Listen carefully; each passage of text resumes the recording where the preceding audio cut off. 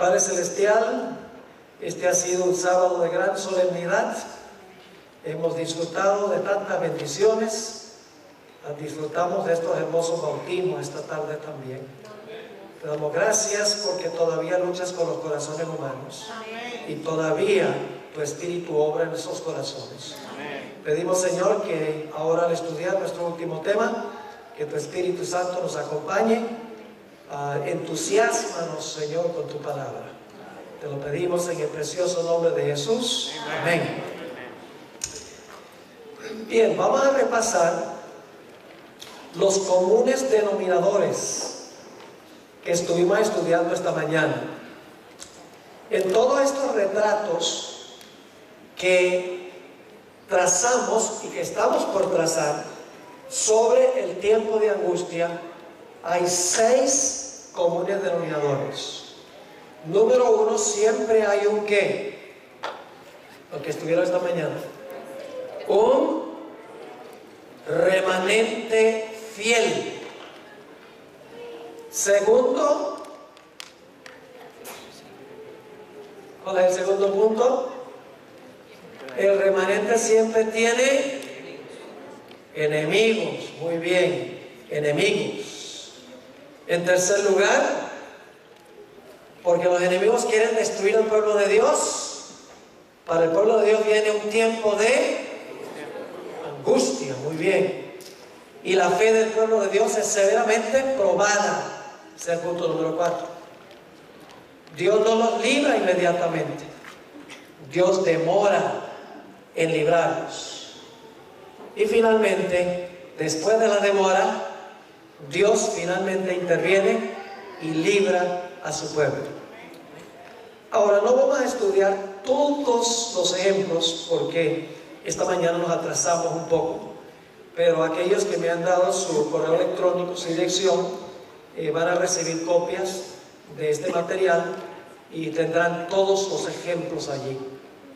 Vamos a buscar en nuestra Biblia una parábola de Jesús. Lucas 18 y el versículo 1 al 8. Lucas 18, 1 al 8. Se conoce como la parábola del juez injusto. No me gusta ese nombre. En realidad es la parábola de la viuda persistente, mejor nombrada. Es una ilustración de los puntos que trazábamos esta mañana, los 6 comunes denominadores. Ahora, esta parábola se aplica a todas las épocas, en forma general, pero se aplica especialmente a los últimos días. Y usted dice, ¿cómo sabemos, pastor, que esta parábola se aplica especialmente al final de la historia? Sencillamente porque antes de la parábola, inmediatamente antes de la parábola, Jesús está hablando de su segunda venida. Habla de los días de Noé y luego de los días de Lot.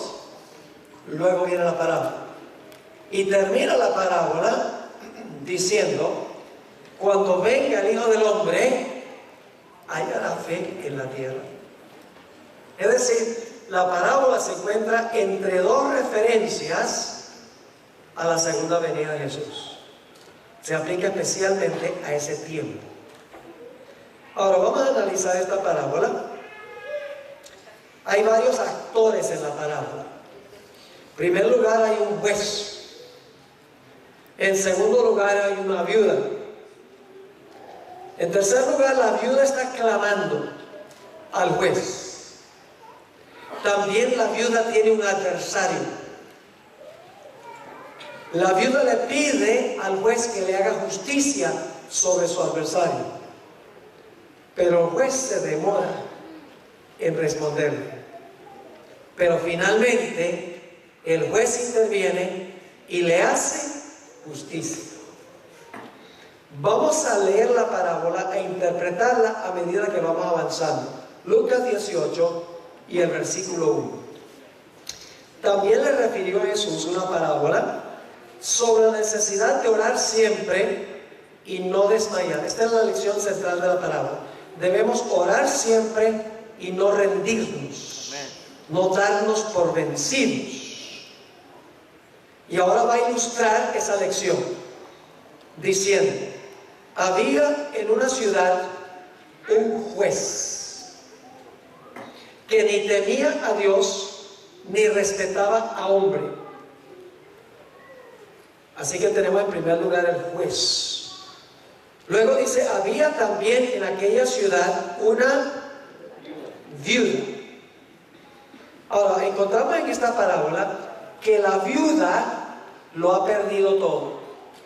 El adversario le ha quitado todo. Los que han estudiado esta parábola han concluido que el esposo de esta mujer, cuando estaba vivo, le debía una suma inmensa a un acreedor. Y cuando el esposo murió, el adversario le quitó todo por pagar la deuda que el esposo había dejado. La dejó en la calle, en otras palabras. Una viuda destituida de todo apoyo humano. Ahora fíjense lo que decía la viuda. Dice: la cual venía a él diciendo. Cuando dice venía, no significa que vino una vez y ya. No, vamos a encontrar que venía y venía y venía y venía donde el juez diciendo: hazme justicia sobre mi adversario. Así que dice: la cual venía a él diciendo: hazme justicia de mi adversario. El adversario fue el que le quitó todo, el que la dejó en la calle. ¿Hay una demora en la parábola? Sí. Y él no quiso por algún tiempo. ¿Se rindió la viuda porque no respondió inmediatamente? No, seguía viniendo. Ahora escuchen, él no quiso por algún tiempo. Pero después de esto, dijo dentro de sí: aunque ni temo a Dios ni tengo respeto a hombre, sin embargo, porque esta viuda me molesta, le haré justicia, no sea que viniendo de continuo, ahí dice que venía y venía y venía, no sea que viniendo de continuo me agote la paciencia. ¿Cuál fue la motivación de que el juez le respondiera a la plegaria de la viuda? Para quitársela de encima.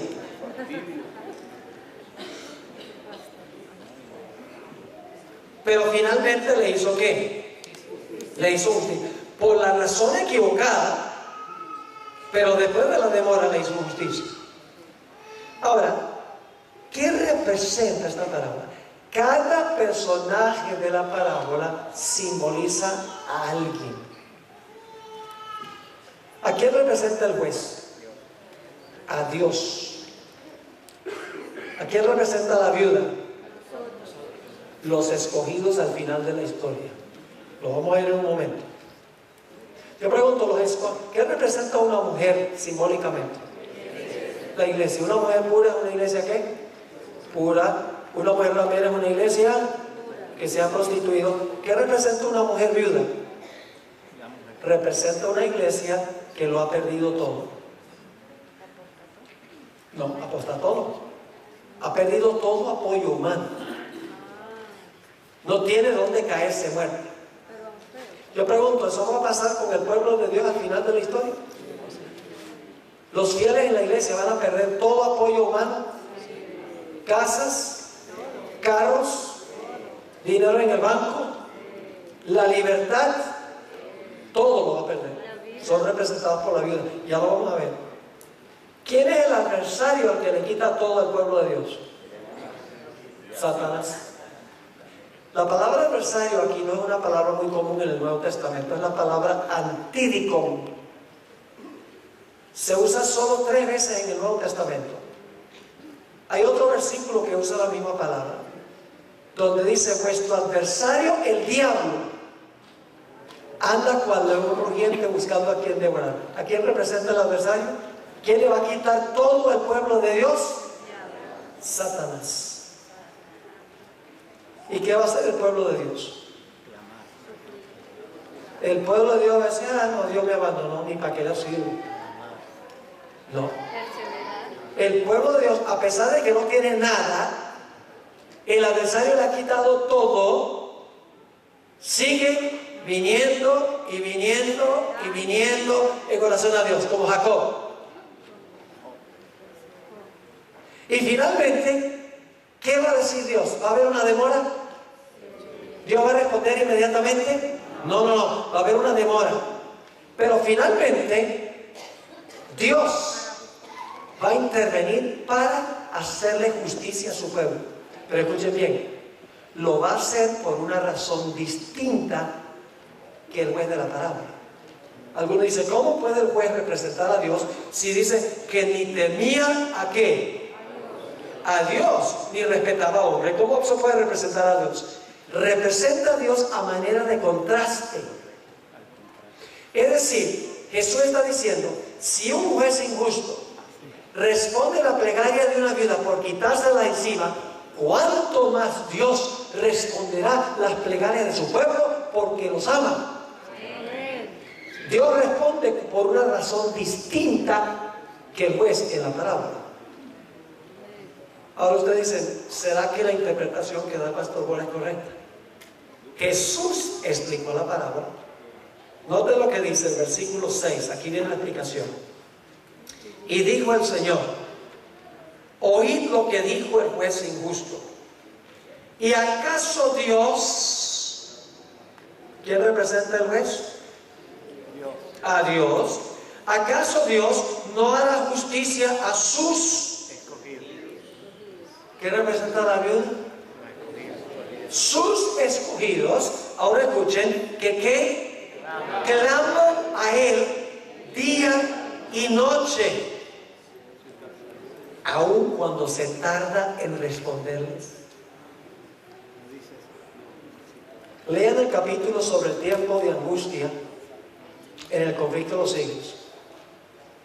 El pueblo de Dios clamará a Dios y clamará a Dios, y Dios guardará silencio. Satanás le habrá quitado todo al pueblo de Dios, pero finalmente Dios intervendrá para liberar a su pueblo. En el versículo 8 dice Jesús, os digo que pronto les hará justicia. Y luego termina con una pregunta. Pero cuando venga el Hijo del Hombre, ve que la parábola se aplica especialmente al final del tiempo de angustia. Cuando venga el Hijo del Hombre, hallará fe en la tierra. Vamos a repasar los comunes denominadores. ¿Hay un remanente en esta parábola? ¿Quién es? La viuda, que todo perdió. ¿Hay un enemigo de la viuda? El adversario. ¿La viuda pasa por un tiempo de angustia? Viene y viene y viene. ¿La fe de la viuda es severamente probada? Sí, pero el juez parece ignorarlo. ¿Hay una demora en hacerle justicia a la viuda? Pero después de la demora interviene el juez y le hace justicia. ¿Ven los comunes denominadores en todas estas historias? Ahora, lo lindo de esto es a donde dice que finalmente Dios intervendrá para librar a su pueblo después del tiempo de angustia. Ahora, los siguientes ejemplos que quiero compartir son los más importantes. Los que hemos estudiado son significativos e importantes, pero ahora queremos ir especialmente al tiempo del fin. Para esto, necesito repasar la cadena profética. Yo acabo de grabar una serie que se llama La Gran Cadena Profética. Está en YouTube, la pueden ver, donde trazo la cadena de las profecías desde Babilonia hasta el fin. La cadena empieza con ¿qué reino? Babilonia, luego Persia, luego Grecia, luego el imperio romano. Luego, ¿qué pasa con el imperio romano? Se divide. Luego, el pueblo pequeño gobierna ¿cuánto tiempo? 1260 años, terminando ¿en qué fecha? 1798. Y ahora fíjense qué interesante. Cuando la bestia recibe su herida mortal en 1798, al mismo tiempo se levanta otra bestia. Pueden leerlo ahí. En el versículo 9 y 10 de Apocalipsis 13 dice que la bestia es herida con la espada. En el siguiente versículo dice se levanta una bestia de la tierra. ¿Qué representa esa bestia que se levanta de la tierra? Representa a los Estados Unidos. Ustedes pueden ver esta presentación, como les mencioné, en YouTube, y ahí yo compruebo por las características. Y lo interesante es que esta bestia que se levanta de la tierra, tiene dos cuernos como de ¿qué? Como de cordero. ¿Qué representan los dos cuernos como de cordero? Representan libertad civil y libertad religiosa. Separación de iglesia y Estado. La parte religiosa es la iglesia y la parte civil es el Estado. Cuando se separan hay libertad religiosa y civil. Cuando se unen no hay ninguna de las dos. Así que Dios levantó esta nación en cuya constitución se halla garantizada la libertad civil y religiosa. Pero esta es una bestia esquizofrénica. Tiene doble personalidad. Porque dice que aunque tiene dos cuernos como de cordero, profesa defender libertad civil y religiosa, termina hablando como un dragón. Ahora escuchen lo que voy a decir. Esta bestia que se levanta de la tierra, que representa a los Estados Unidos, parece que su destino es ayudarle a la primera bestia a recuperar el poder que perdió cuando recibió la herida mortal. Después leerlo en Apocalipsis 13. A pesar de que tiene estos dos cuernos, libertad civil y religiosa, la descripción que se da es que esta bestia de la tierra va a repudiar lo que representa los dos cuernos y va a hablar como un dragón. Es decir, le va a devolver el poder a la primera bestia, al poder papal. Y ustedes dicen, ¿dónde dice eso? Solo resume. Si ustedes leen Apocalipsis 13, 11 al 18, dicen que esta bestia de la tierra ejerce toda la autoridad de la primera bestia. Dice que todo lo que hace, lo hace en presencia de la primera bestia. Dice que manda a todos a adorar a la primera bestia. Hace una imagen de la primera bestia. Impone la marca de la primera bestia. Es decir, lo que va a hacer esta nación, los Estados Unidos, es que le va a devolver al papado el poder que perdió cuando recibió la herida mortal. Y va a repudiar lo que representan los dos cuernos como de cordero y va a hablar como un dragón. Ahora quiero compartir con ustedes que cuando se fundó los Estados Unidos, se fundó a base de estos dos grandes principios: libertad civil y religiosa. Está en la Constitución de los Estados Unidos, en la primera enmienda a la Constitución, están los dos cuernos como de cordero. La primera enmienda a la Constitución de los Estados Unidos tiene dos cláusulas. La primera cláusula se conoce como la cláusula del establecimiento. La segunda cláusula se conoce como la cláusula de la libre práctica. Y la tercera cláusula garantiza derechos civiles. Ahora yo les voy a leer la primera enmienda a la Constitución de los Estados Unidos. Y ustedes van a ver en un momento por qué les estoy dando este trasfondo. Porque vamos a ver los mismos comunes denominadores. Así reza la primera enmienda a la Constitución de los Estados Unidos. El Congreso no hará ninguna ley con respecto al establecimiento de religión. Esa es la primera cláusula. ¿Qué quiere decir? Que ¿quién redacta las leyes en un país? El Congreso. En un país que tiene un sistema representativo, el Congreso es el que redacta las leyes. En la primera cláusula dice que el Congreso de los Estados Unidos no puede hacer ninguna ley que establezca religión, que establezca alguna observancia religiosa.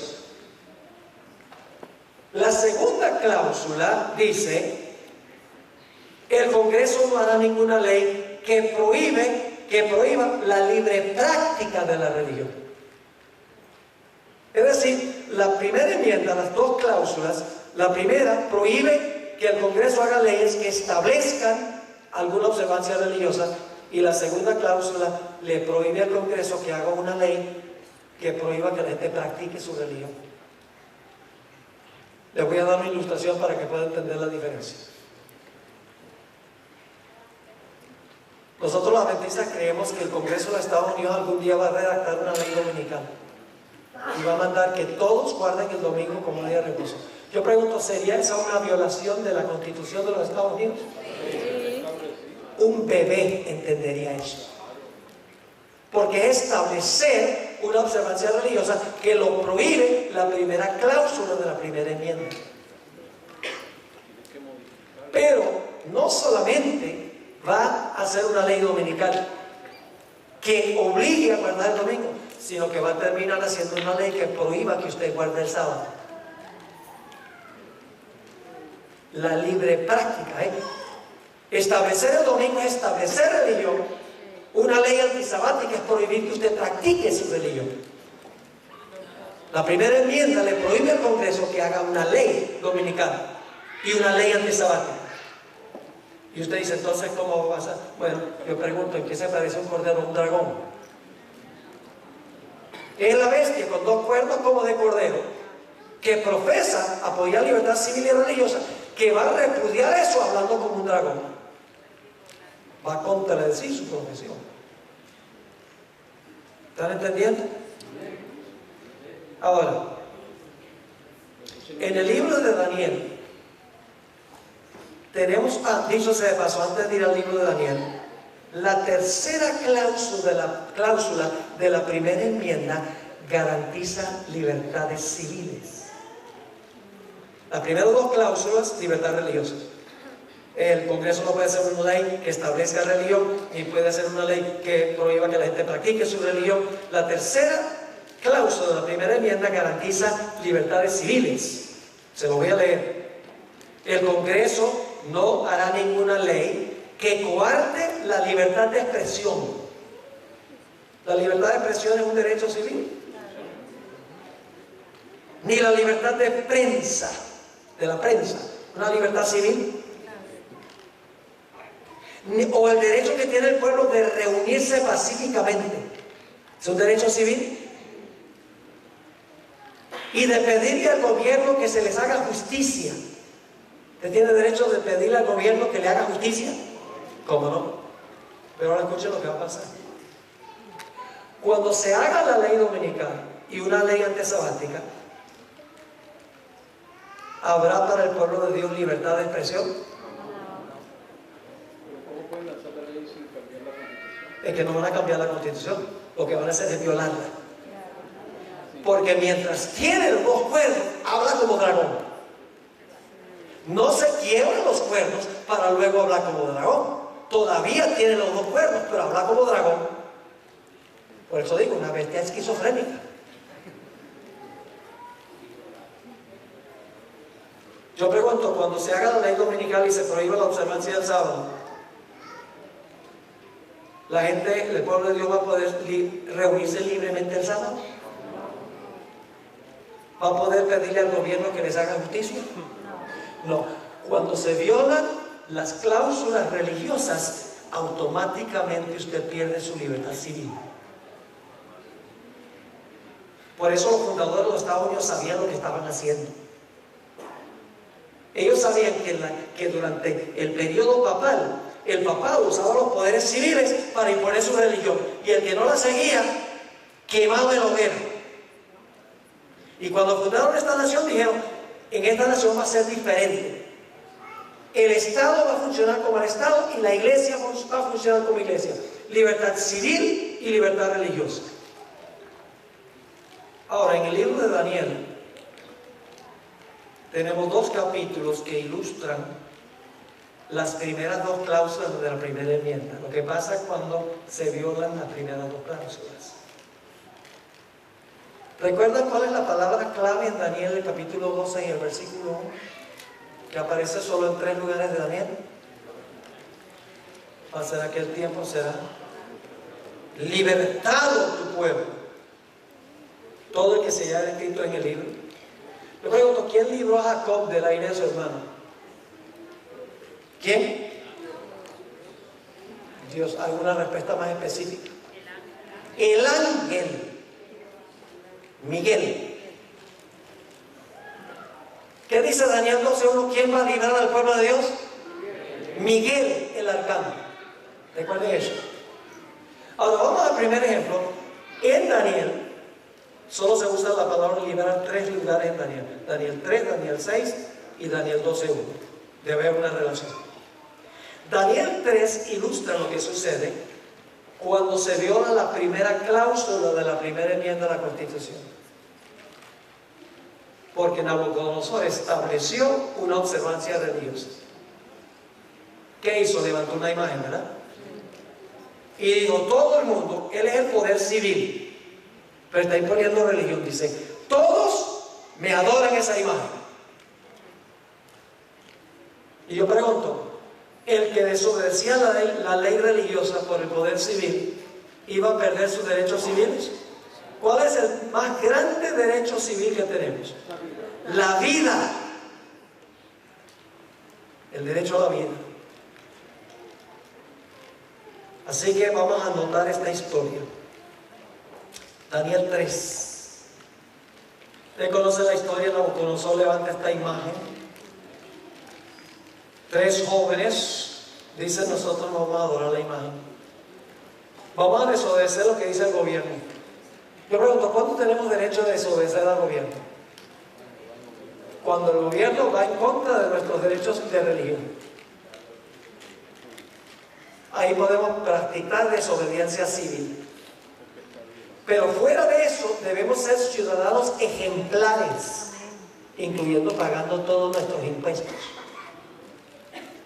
Porque si usted le da a Dios lo que es de Dios, pero no le da a César, está desobedeciendo a Jesús. Jesús dice, dad pues a César lo que es de César.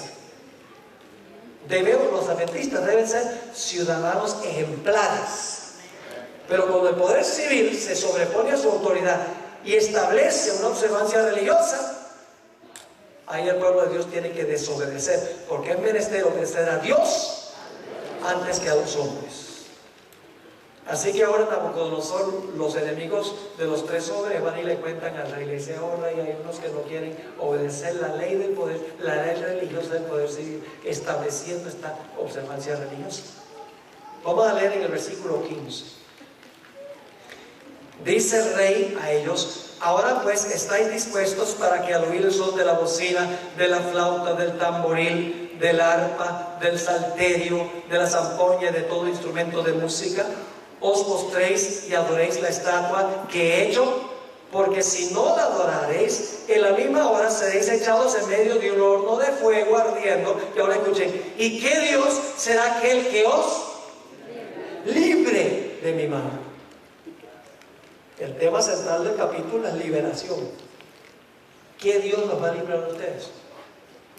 Los jóvenes contestan. En el versículo 16, Sadrach, Mesach y Abednego respondieron al rey Nabucodonosor diciendo, no es necesario que te respondamos sobre este asunto. He aquí nuestro Dios, a quien servimos, puede librarnos del horno de fuego ardiendo, y de tu mano, oh rey, nos librará. Pero no son presuntuosos. No dice, bueno Señor, si yo te soy fiel, me salvas. No. Y si no, sepas, oh rey, que no serviremos a tus dioses, ni tampoco adoraremos la estatua que has levantado. Punto final. Amamos más a Dios que nuestra propia vida. Estamos dispuestos a morir por Él. Así va a ser la generación final. Es una lealtad inquebrantable, una fidelidad inquebrantable. La generación final se va a distinguir por una lealtad a Dios que ni la muerte puede romper. Así que el rey, como dicen los puertorriqueños, se enfogonó.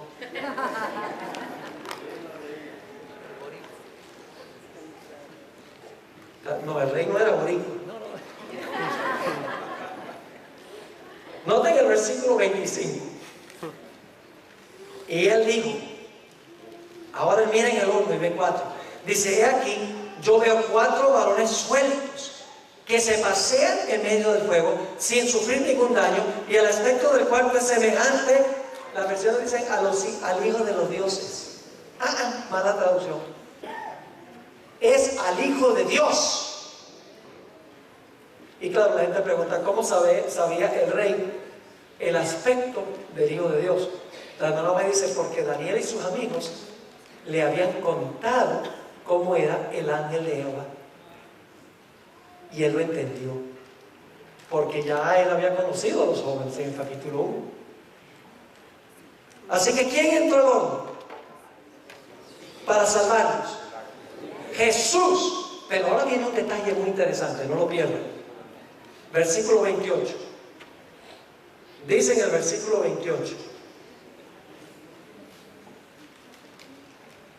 entonces Nabucodonosor dijo, bendito sea el Dios de ellos, de Sadrach, Mesach y Abednego, que envió su ángel. ¿Ve? Lo libró el hijo de Dios. Pero ¿quién era el hijo de Dios? El ángel. ¿Cuál ángel? Miguel. Esta historia ilustra en miniatura lo que va a pasar al final de la historia, cuando se levante Miguel. Ahora, nota lo que sigue diciendo. Entonces Nabucodonosor dijo, bendito sea el Dios de ellos, de Sadrach, Mesach y Abednego, que envió su ángel y libró a sus siervos que tuvieron fe, que confiaron en él y que no cumplieron el edicto del rey y entregaron sus cuerpos antes que servir y adorar a otro Dios que es su Dios. ¿Qué sucede cuando el poder civil impone religión? Persecución en esta historia. La primera cláusula, la primera enmienda dice que el Congreso no hará ninguna ley que establezca religión. Aquí tenemos un ejemplo de lo que pasa cuando se establece religión. Viene persecución. Ahora, Nabucodonosor, al final de esta historia, hace un decreto. Es un decreto ilegítimo. El rey no entendió lo que Dios estaba tratando de enseñarle.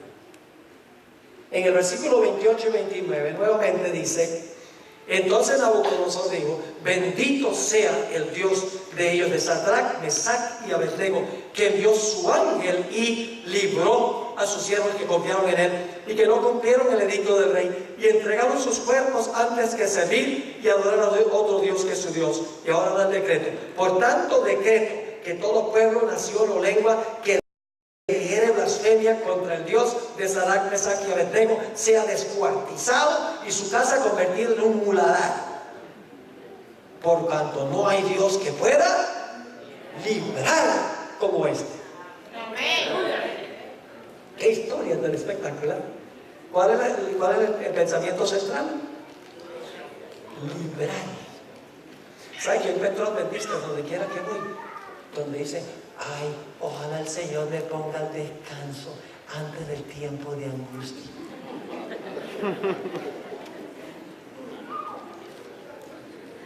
Eso es medio egoísta. Ay, no, yo no voy a poder resistir ese tiempo. Así que, Señor, ponme a descansar primero. ¿Ustedes se imaginan lo que será el privilegio de vindicar la verdad de Dios en medio del peor periodo de la historia del mundo? Pararse por Dios, aun cuando se trate de entregar la vida por el Señor. Testimonio poderoso. No hay Dios que pueda librar como este.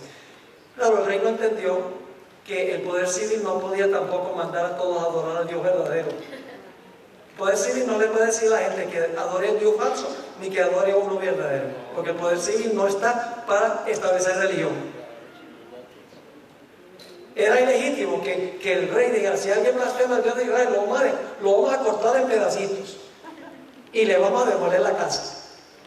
Ilegítimo. Ahora quiero que notemos la segunda historia. Vaya, dicho sea de paso, ¿están todos los comunes denominadores en esta historia? Sí. ¿Hay un remanente fiel? ¿Tienen enemigos? ¿Pasan por un tiempo de angustia? ¿Su fe severamente probada? ¿Dios se demoró en librarlos? Permitió que pasaran por el horno, pero después de la demora Dios los libró. Ven, todos estos cuadros del tiempo de angustia son paralelos. Ahora, hay otra historia en Daniel que ilustra lo que sucede cuando el poder civil prohíbe que usted practique su religión. La historia de Daniel 6, la segunda cláusula de la primera enmienda. Vamos a Daniel 6 y el versículo 5. Daniel tenía enemigos. No le gustaba Daniel porque era un hombre recto, un hombre leal, fiel al rey. Así que ellos preparan una trama. Dice en el versículo 5: entonces dijeron aquellos hombres: no hallaremos contra este Daniel ocasión alguna para acusarle, si no la hallamos contra él en relación con ¿qué? Con la ley de su Dios. ¿Cuál es el punto de contención? La ley. Y vamos a encontrar que también la adoración. Así que estos hombres, enemigos de Daniel, van al rey y convencen al rey que dé un decreto, una ley que no se podía revocar. En los medo-persas las leyes no se podían revocar. Note que el versículo 6: entonces estos gobernadores y sátrapas se juntaron delante del rey y le dijeron así: rey Darío, vive para siempre. Todos los gobernadores del reino, magistrados, sátrapas, príncipes y capitanes han acordado por consejo que promulgues un decreto real y lo confirmes, que cualquiera que en el espacio de 30 días demande petición de cualquier dios u hombre fuera de ti, oh rey, sea echado en el foso de los leones. Y el rey está diciendo: esta gente sí me quiere a mí. Engañaron al rey. ¿Sabe que este es un tema recurrente que recurre en las historias de la Biblia? Yo pregunto, en los días de Esther, ese es nuestro próximo ejemplo. Los días de Esther, Amán engañó al rey. Al final de la historia, ¿el papado va a engañar a los reyes de la tierra? ¿Qué pasó cuando el rey descubrió que lo estaban engañando? Donde antes dio el decreto contra Daniel, ahora mandó a matar a todos los que lo engañaron. ¿Qué pasó en los días de Esther? ¿Qué pasó con los que prepararon la trama? El rey se enfogonó con ellos y los acabó. Y en Apocalipsis dice que los reyes que fornicaron con la ramera aborrecerán a la ramera y la harán desolada, desnuda.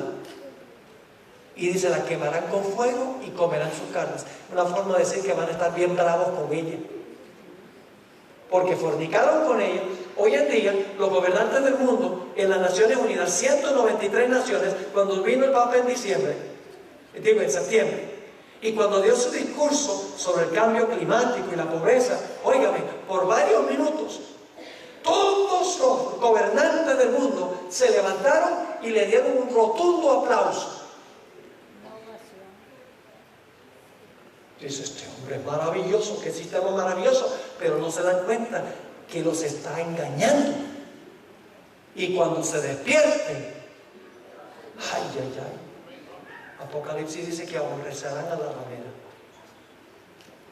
Así que el rey dice: bueno, estos me quieren mucho. ¿Y qué hace? Hace una ley.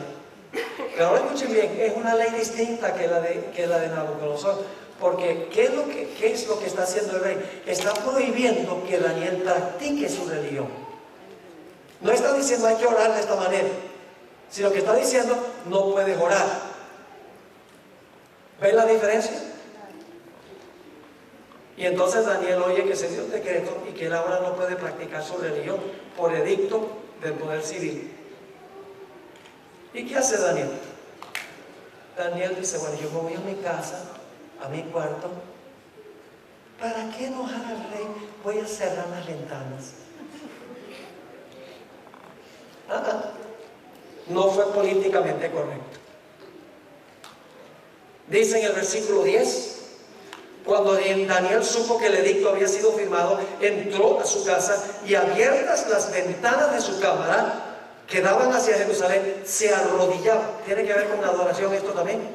Se arrodillaba 3 veces al día y oraba y daba gracias delante de su Dios, como lo solía hacer antes. ¿Desobedeció la ley? ¿Desobedeció la ley del poder civil? ¿Tenía derecho a hacerlo? Sí, porque la ley civil estaba prohibiendo que él practicara su religión, que es la segunda cláusula de la primera enmienda, ilustrada. Así que el rey ahora se entristece y dice que todo el día procuró conseguir una forma de salvar a Daniel y no pudo. Así que lo echó al foso de los leones. Y quiero que notemos lo que dice, empezando en el versículo 14 del capítulo 6. Cuando el rey oyó el asunto, le pesó en gran manera y resolvió, ¿cuál es la siguiente palabra? Librar. Resolvió librar a Daniel y hasta la puesta del sol trabajó para librarle. ¿Ven? Daniel 3, Daniel 6 y Daniel 12.1. Estas historias ilustran lo que va a pasar en Daniel 12.1. Pero aquellos hombres rodearon al rey y le dijeron: sepas, oh rey, que es ley de Media y de Persia que ningún edicto u ordenanza que el rey confirme pueda ser abrogado. Entonces el rey mandó y trajeron a Daniel, le echaron en el foso de los leones. Y el rey dijo a Daniel: el Dios tuyo, a quien tú continuamente sirves, Él te libre, porque yo no puedo. Y fue traída una piedra y puesta sobre la puerta del foso, la cual selló el rey con su anillo y con el anillo de su príncipe, para que el acuerdo acerca de Daniel no se alterase. Luego el rey se fue a su palacio y se acostó ayuno, ni instrumentos de música fueron traídos delante de él, y se le fue el sueño, le dio un sueño toda la noche. El rey pues se levantó muy de mañana y fue apresuradamente al foso de los leones, y acercándose al foso llamó a voces a Daniel con voz triste y le dijo: Daniel, siervo del Dios viviente, el Dios tuyo, a quien tú continuamente sirves, te ha podido librar de los leones. Entonces Daniel respondió al rey: oh rey, vive para siempre. Mi Dios, el Dios suyo.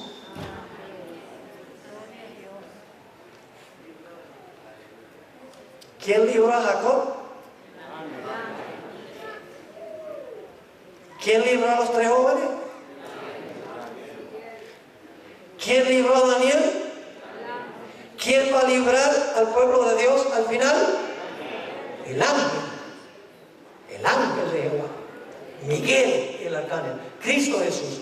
Dice: envió su ángel, el cual cerró la boca de los leones para que no me hiciesen daño, porque ante él fui hallado inocente, y aún delante de ti, oh rey, yo no he hecho nada malo. Entonces se alegró el rey en gran manera a causa de él, y mandó a sacar a Daniel del foso, y fue Daniel sacado del foso, y ninguna lesión se halló en él. ¿Por qué razón? Porque había confiado en su Dios. Ahora vamos a ver los comunes denominadores. ¿Hay un remanente fiel en esta historia? ¿Tiene enemigos Daniel? Wow. ¿Pasa por un tiempo de angustia? ¿Ustedes no creen que sentarse en un foso de leones toda una noche es un tiempo de angustia? Y algunos podrían saber que no tenían hambre. Que no tenían hambre. El siguiente día se dieron el banquete del siglo. Fue probada la fe de Daniel severamente. ¿Lo libró Dios inmediatamente? No. Permitió que la cosa tomara su curso. Pero finalmente Dios, ¿qué? Lo libró. Ese es el enfoque que debemos tener. Si nosotros somos fieles y leales a Dios, no tenemos que temer nada. Podemos reclamar la protección, de Dios. Fue librado. Ahora, ¿cuántos más quieren estudiar? Ya son las 8. ¿Un rato más? Bueno, ¿qué van a hacer esta noche? Ir a comerse la pizza. ¿Esto no es mejor que pizza? 1000 veces mejor. Vamos rápidamente a la historia de Esther. ¿Sobre qué es la crisis en el libro de Esther? Vamos a Esther 3 y vamos a leer los versículos 1 al 3. Esther 3, 1 al 3. Dice: después de esta cosa, el rey Asuero engrandeció a Amán, hijo de Amadata, Agageo, y lo honró, y puso su silla sobre todos los príncipes que estaban con él. Y todos los siervos del rey que estaban a la puerta del rey, ¿qué hacían? Se arrodillaban y se inclinaban ante Amán. Y la nueva dice que no era por respeto, era un acto de adoración. Ahora, ¿por qué es que todo el mundo se inclinaba y le rendía homenaje a Amán? Dice, porque así lo había mandado el rey. ¿Ese mandato del rey fue legítimo de que todo el mundo adorara a Amán? No, porque el poder civil no puede imponer una ley de adoración. Eso es establecer religión. Dice, pero Mardoqueo ni se arrodillaba ni se humillaba. Y los siervos del rey que estaban a la puerta preguntaron a Mardoqueo: ¿por qué traspasas el mandamiento del rey? Este es un conflicto entre la ley de Dios y la ley del hombre. Ese va a ser el conflicto final entre la ley de Dios y las leyes de los poderes civiles. ¿Cómo no? Dice la sierva del Señor en Testimonio para la Iglesia, tomo 5, página 425, dice: el edicto persa brotó de la malicia de Amán hacia Mardoqueo, no porque Mardoqueo le hubiese hecho daño, sino porque se negaba a mostrarle la reverencia que pertenece solamente a Dios. Es decir, que inclinarse era un acto de reverencia, no era solo así como hacen los japoneses, una señal de respeto. Así que Amán dice: yo voy a ir al rey y le voy a pedir al rey que dé un decreto contra esta gente, pero no le voy a decir quiénes son, porque sabía que la reina era judía. Así que dice en el capítulo 3 y el versículo 8 y 9, Amán va ante el rey y dice, y dijo Amán al rey Asuero: hay un pueblo esparcido y distribuido entre los pueblos en todas las provincias de tu reino. Y luego, ¿qué dice? ¿Sus qué? Sus leyes son diferentes a las de todo pueblo y no guardan las leyes del rey. ¿Cuál ley era que estaban desobedeciendo? La ley de adoración que había dado el rey. No obedecen las leyes del rey. Y al rey nada le beneficia dejarlo vivir. Si place al rey, decrete que sean destruidos. Y yo pesaré 10,000 talentos de plata a los que manejan la hacienda para que sean traídos a los tesoros del rey. Un decreto de muerte. Porque no se obedecía la ley de adoración que había dado el rey. Ahora yo pregunto, ¿en esta historia hay un remanente fiel?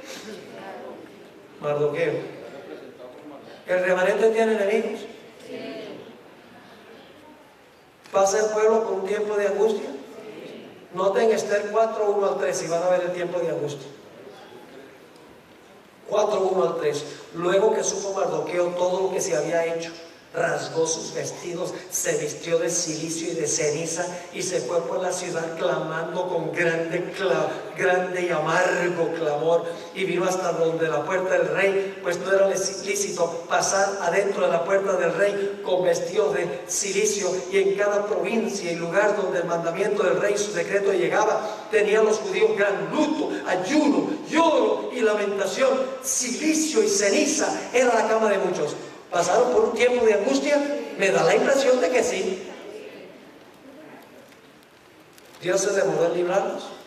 Lean el libro. Tiene que pasar una serie de eventos. Y durante todo ese tiempo hay un decreto de muerte contra los judíos. Pero yo pregunto, al final de la historia, Dios intervino para librar a su pueblo. Permítame leer esta cita de la hermana White. Testimonio para la Iglesia, tomo 5, página 425.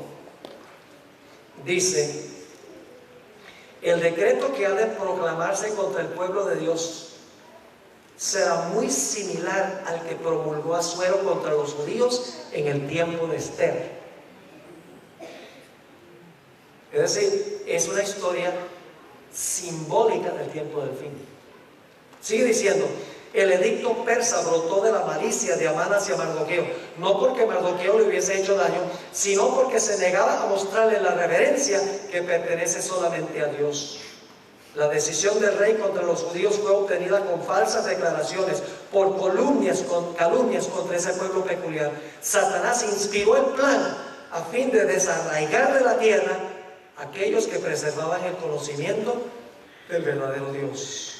Pero sus maquinaciones fueron derrotadas por un poder contrario que reina entre los hijos de los hombres. Los ángeles, que son poderosos en fortaleza, fueron comisionados para que protegiesen al pueblo de Dios, y las maquinaciones de sus adversarios recayeron sobre sus propias cabezas. Ahora escuchen esto: el mundo protestante de hoy ve en la pequeña compañía que guarda el sábado un Mardoqueo a la puerta.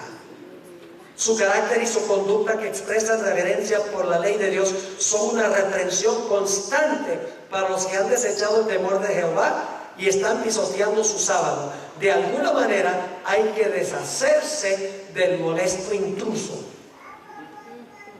La historia de Esther se va a repetir a nivel global. Ahora, el mejor ejemplo de todos de estos comunes denominadores está en la experiencia de Jesús. El remanente sería ¿quién? Jesús. Estamos hablando ahora al final de su vida. Al final de su vida tuvo enemigos Jesús que querían acabar con él. Mejor dicho, Satanás, Judas, Herodes, Pilato, los dirigentes judíos, el Sanedrín, se reunieron todos los enemigos contra Jesús. Yo pregunto, ¿el Señor Jesucristo pasó por un tiempo de angustia? Wow. En el Getsemaní y en la cruz. Dice en Mateo 26:37 que cuando Jesús llegó al huerto comenzó a entristecerse y a angustiarse en gran manera. La palabra angustiarse. 3 veces en el huerto le rogó al Padre, mientras sudaba grandes gotas de sangre, que si fuera posible le quitara la copa de la ira de Dios. En la cruz clamó: Dios mío, ¿por qué me has desamparado? Terrible tiempo de angustia. ¿La fe de Jesús fue severamente probada? ¿Cómo no? Hebreos 5:7 describe su angustia. Dice: y Cristo en los días de su carne, ofreciendo ruegos y súplicas con gran clamor y lágrimas al que le podía librar de la muerte, fue oído a causa de su temor reverente. ¿El Padre lo escuchó? ¿Lo libró inmediatamente? No lo libró inmediatamente. ¿Se demoró el Padre en responderle?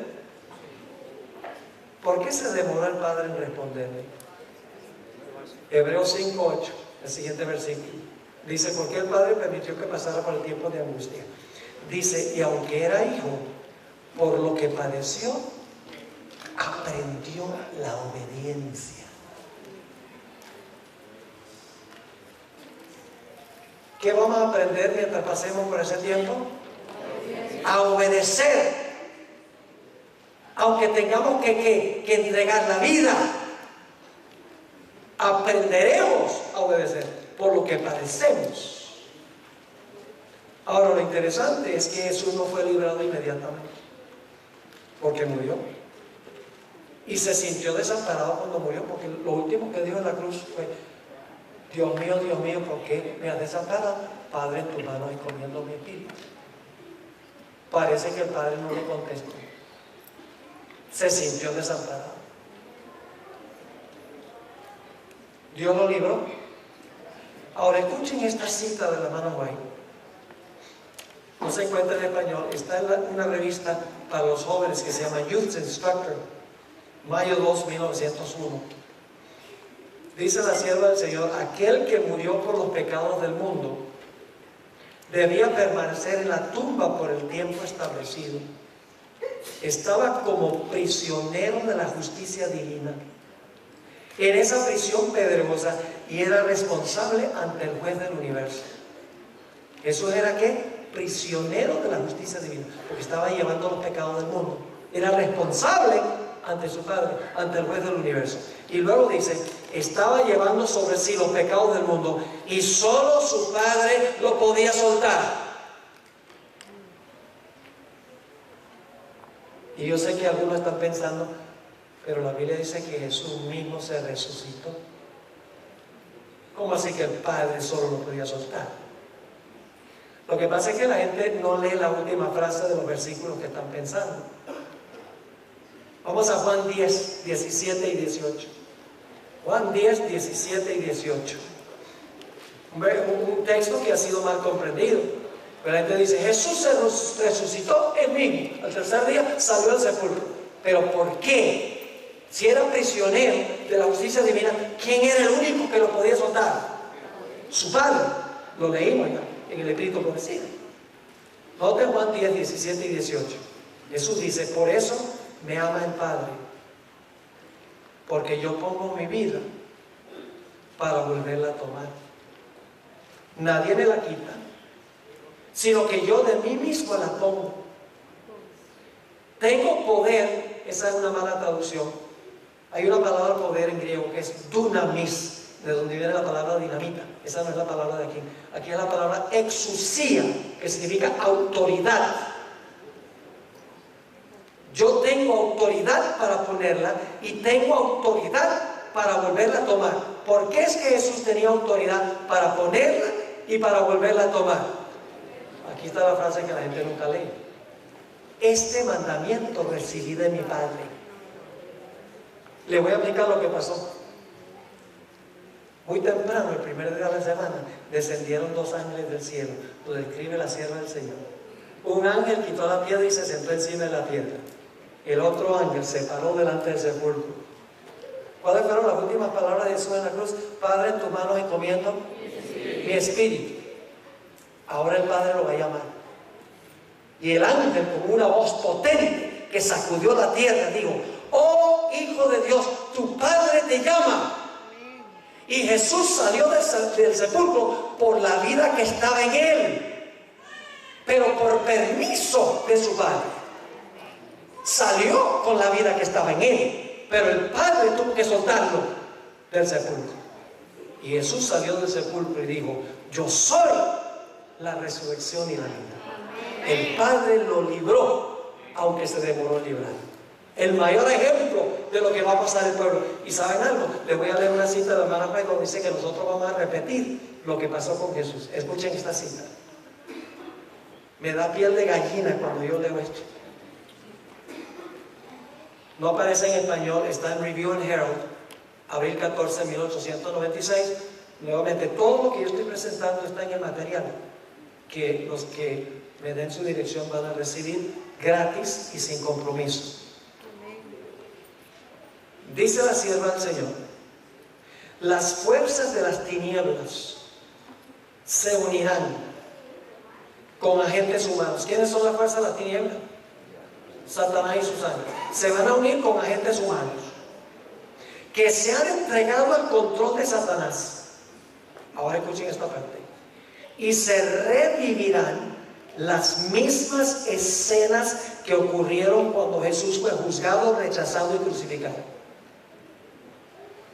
¿Captaron lo que está diciendo? Luego dice esto: al entregarse a las influencias satánicas, los hombres se transformarán en demonios. Y aquellos que fueron creados a imagen de Dios, los que fueron formados para honrar y glorificar a su Creador, se convertirán en habitación de dragones. Y Satanás verá en una raza apóstata su obra maestra de maldad, seres humanos que reflejan su propia imagen.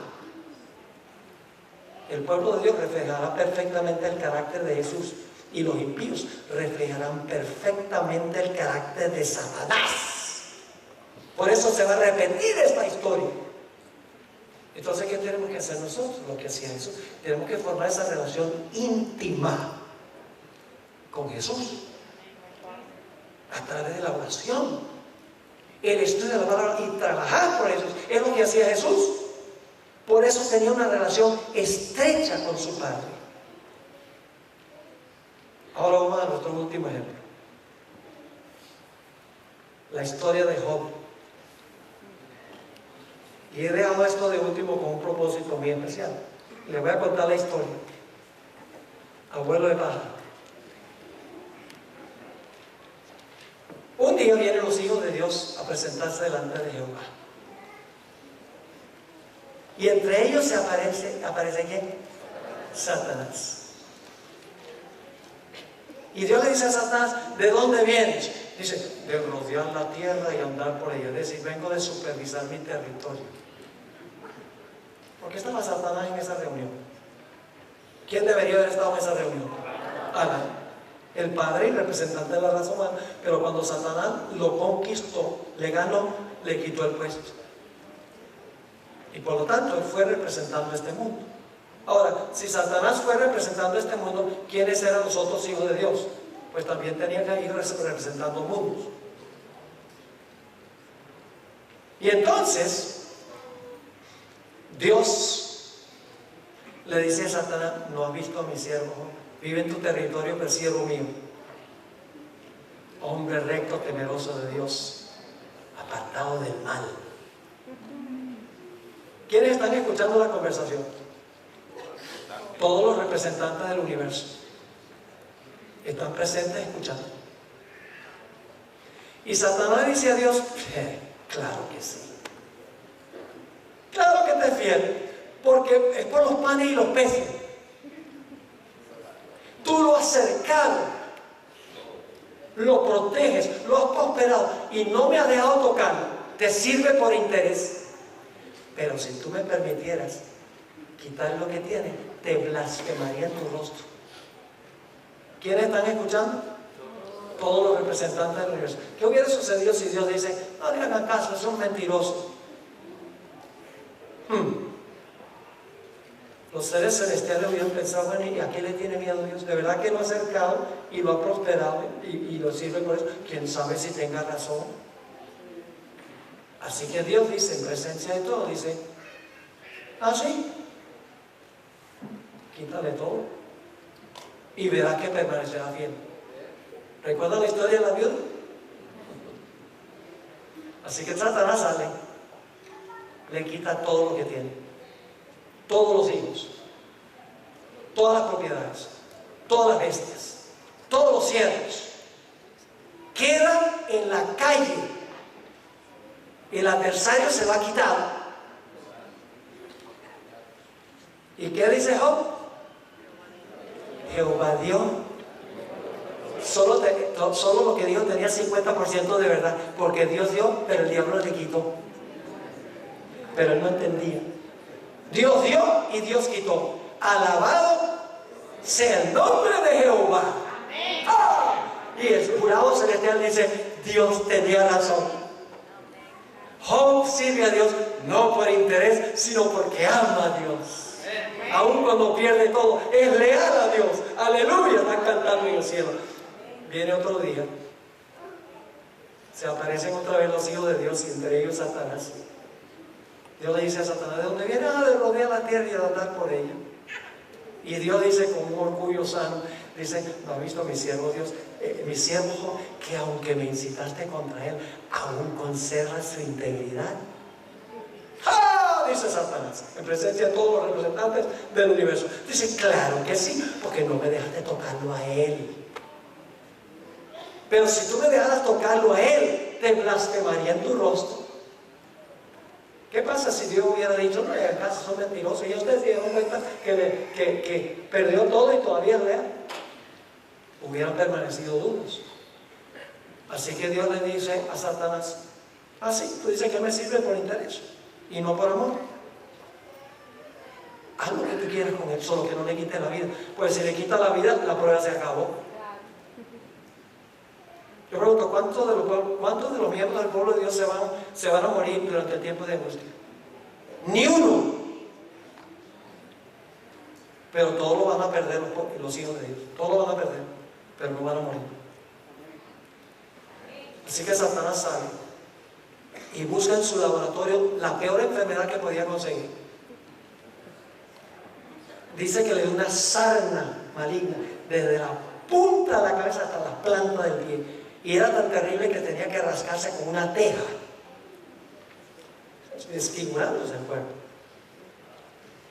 Y Job dice que no pecó contra Dios, conservó su integridad. Pero ahora ha perdido sus posesiones, ha perdido sus hijos, ha perdido sus siervos, ha perdido sus bestias, ha perdido su salud.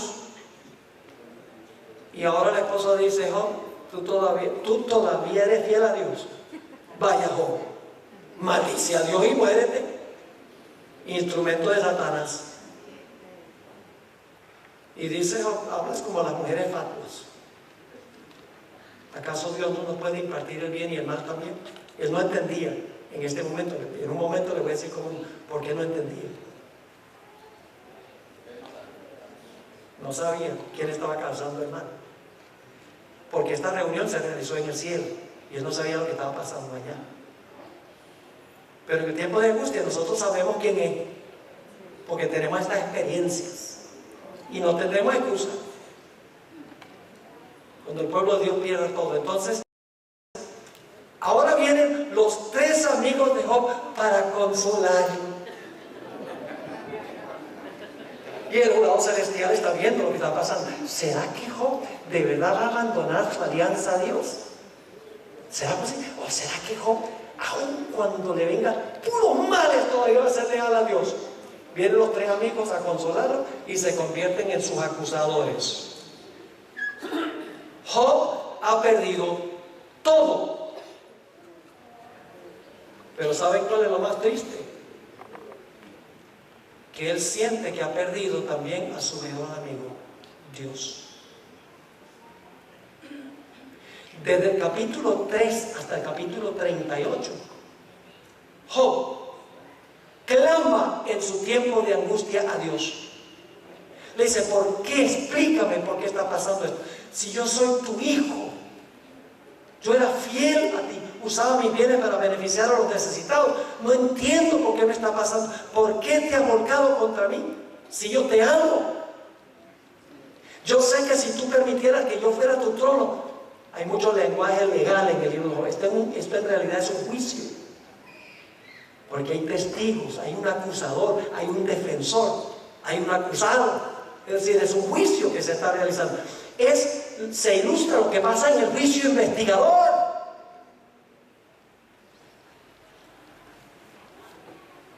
Y la respuesta de Dios a Job, un rotundo silencio. La demora. Pero Job se rinde. No, sigue viniendo y aunque me matare, aún en él confiaré. Yo sé que mi Redentor vive. Yo sé que cuando pase por el horno saldré como oro. Una experiencia ambivalente. Confío, pero ¿por qué me has desamparado? Y si ustedes creen que eso es pecado, entonces Jesús fue pecador. Porque Jesús sintió lo mismo. Confió en su Padre, pero dijo, Dios mío, ¿por qué me has desamparado? Finalmente llega el capítulo 38 y Dios le dice a Job, bueno, ya hablaste suficiente, ahora me toca a mí. Ustedes lo pueden leer. Y entonces Dios le habla a Job sobre la creación. Dice, ¿dónde estabas tú cuando yo puse los fundamentos de la tierra? Y Dios describe la creación día por día, en su orden correcto. Usted puede leerlo en Job 38 y 39. Cada día de la creación Dios describe y le dice a Job, le hace más de 50 preguntas. ¿Dónde estabas tú? ¿Tú hiciste esto? Y por cada pregunta que Dios hace, Job se está volviendo más pequeño e insignificante. ¿De quién soy yo, miserable gusano, para exigirle respuestas a Dios? Y cuando Dios termina de mostrarle su grandeza a Job, Job dice,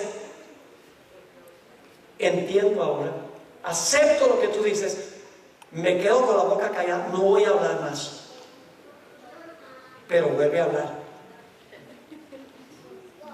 ¿Sabe cuándo vuelve a hablar? Cuando en el capítulo 1 Dios le muestra a Leviatán.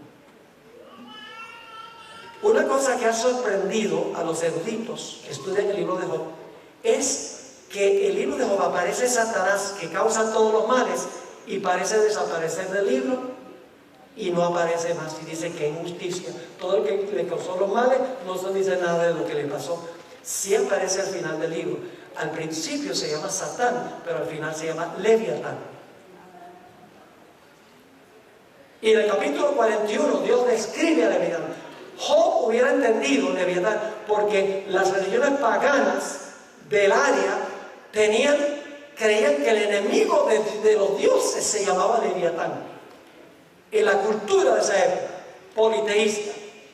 Job no era politeísta, pero conocía la idea de que el Leviatán era enemigo de Dios. Dicho sea de paso, Leviatán, en el último versículo del capítulo 42, dice que es el rey sobre todos los soberbios. Algunos dicen que es un cocodrilo. Vaya cocodrilo que respira fuego y humo. No es ningún cocodrilo, es un dragón. En Isaías 27:1 se menciona Leviatán. ¿Saben qué nombre se le da? El dragón y la serpiente retuerta. Se le llama Leviatán, se le llama dragón y se le llama serpiente retuerta. Y el Salmo 74 dice que Leviatán tiene múltiples cabezas. En Apocalipsis, el capítulo 12, encontramos ese personaje. 7 cabezas. Y se le llama la serpiente antigua, el diablo, Satanás, que es el nombre original que se le dio en el libro de Job. El diablo y Satanás. Es decir, ¿quién es Leviatán? Satanás. Así que cuando Dios le muestra Leviatán a Job, Job dice, ahora sí entiendo que me estaba causando mal. No es Dios, es Satanás. Y entonces ahora Job dice, Señor, ¿me permites hablar de nuevo?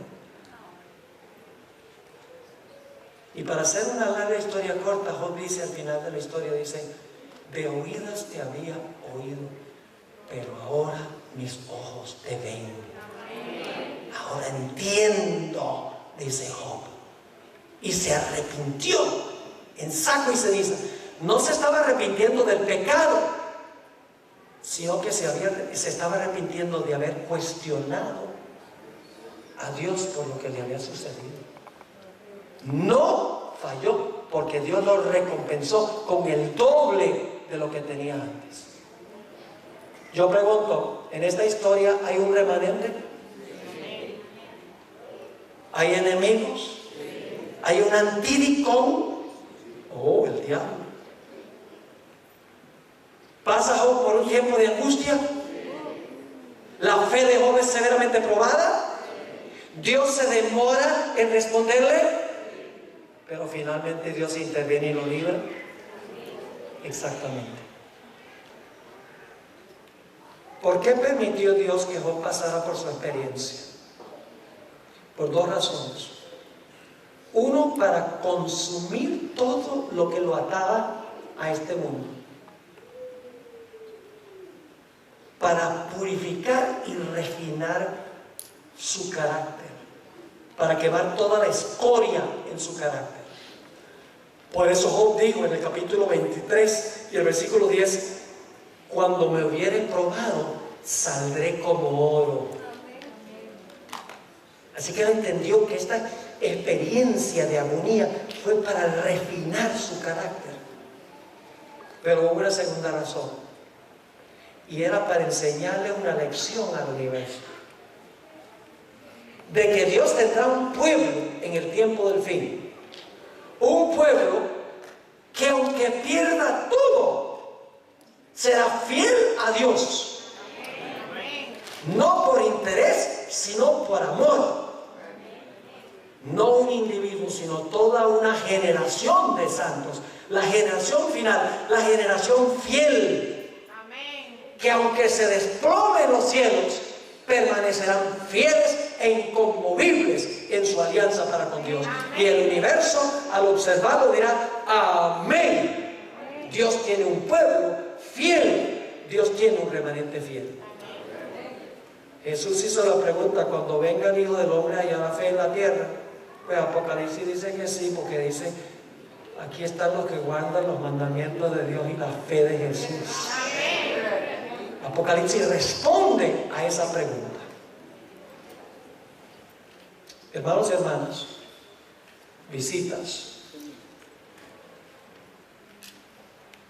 Viene una crisis cual jamás se ha visto en la historia de este mundo. Yo no puedo decir que va a pasar en un año, en unos meses, pero las cosas van en picada, van para abajo. La prueba será inmensa. ¿Cuándo nos preparamos para ese tiempo? ¿Será cuando lleguemos y decimos: ¡ah, emergencia! Ahora voy a ser fiel. No. Jesús dijo: el que es fiel en lo poco, en lo mucho será fiel. Y el que es infiel en lo poco, en lo mucho será infiel. Jeremías dijo: si corriste con los de a pie y te cansaste, ¿cómo vas a correr con los caballos? Mis hermanos y hermanas, nosotros tenemos que tomar la decisión de que vamos a ser fieles a Dios en las cosas más insignificantes de la vida. Fieles en nuestra asistencia a la iglesia. Fieles en apoyar a nuestro pastor. Fieles en nuestros diezmos y nuestras ofrendas. Fieles en nuestra observancia del sábado. Fieles en lo que escogemos ver y oír. Fieles en todas las cosas pequeñas donde nuestra vida no está en juego ahora. Porque si no somos fieles en estas cosas pequeñas, ¿qué nos hace pensar que cuando tengamos que ser fieles, inclusive entregar la vida, de repente vamos a ser fieles? Ojalá que nuestro estudio aquí no sea un estudio en vano. Yo no estoy aquí por pasear. Donde yo voy, hermanos y hermanas, porque siento esta carga de que la iglesia está durmiendo. La iglesia se ha extraviado de la razón de su existencia. Y tenemos que recuperar el rumbo. Tenemos que saber que estamos viviendo en los últimos días. Hay que proclamar los mensajes de los 3 ángeles. Hay que desarrollar ese carácter que va a pasar victoriosamente por ese tiempo. Tenemos que ponernos serios con el Señor. Esa es mi carga. Que seamos esa clase de gente. ¿Ustedes quieren ser esa clase de gente? ¿Quieren ponerse de pie? Yo voy a tener una oración. Gloria a Dios. No nos vayamos y por 2 días estamos todos animados y luego volvemos a lo mismo. No. Vamos con disciplina, temprano en la mañana, a meternos en la Biblia y a orar al Señor. Y cuando tengamos la oportunidad, a hablarle a otros sobre el maravilloso Dios que nosotros tenemos. Hagamos eso. Vamos a ganar victorias increíbles en nuestra vida. Oremos. Padre, gracias te damos por estas historias. Sabemos que después de la tormenta viene la calma, pero tenemos que pasar por la tormenta. Te doy gracias, Señor, por el privilegio de haber estado aquí y también por el privilegio de hablarle a muchas personas a través del internet. Te ruego, Señor, que tú bendigas a todas las iglesias representadas en este local. Todos los que escuchan por el internet, sean adventistas o no adventistas. Te ruego, Señor, que nos ayudes en este mismo momento a tomar la decisión de que vamos a hacer una entrega sin reservas a Jesús. Aunque nos cueste la vida. Gracias, Padre, por cumplir tu promesa con nosotros. Y gracias por responder nuestra oración, porque te lo imploramos en el precioso e incomparable nombre, el nombre sobre todos los nombres, el nombre de Jesús. Amén.